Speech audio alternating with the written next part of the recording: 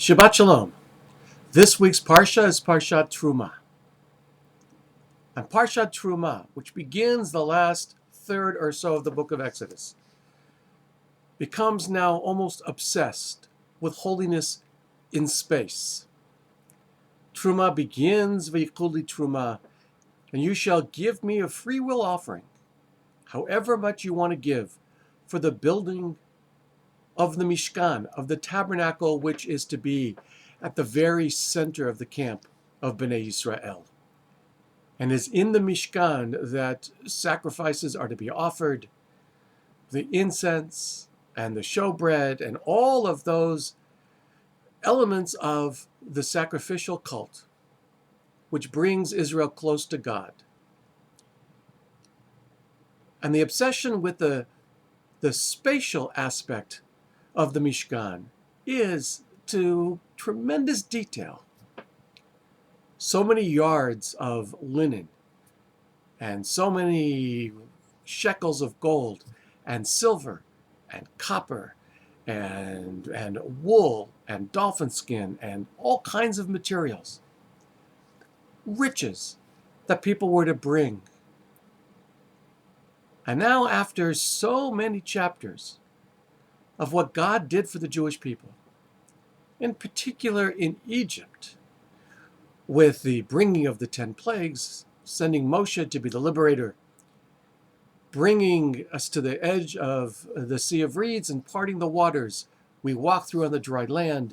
The waters close on the Egyptian army, bringing us to the foot of Mount Sinai, giving us the Torah.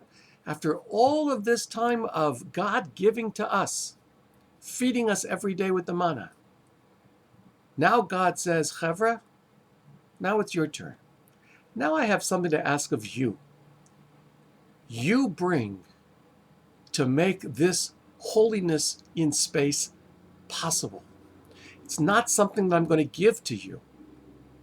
You have to make it. You have to follow the directions of the design, and you have to maintain it.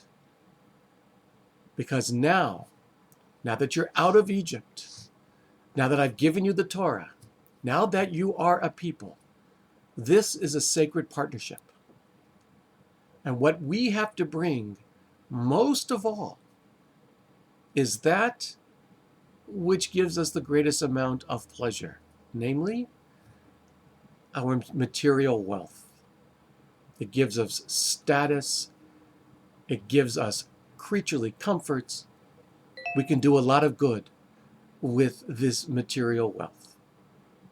And now God asks us to give of that in order to create holiness in space, in order to create a space within four walls that is wholly other than the rest of the world, the place where we can come to meet God.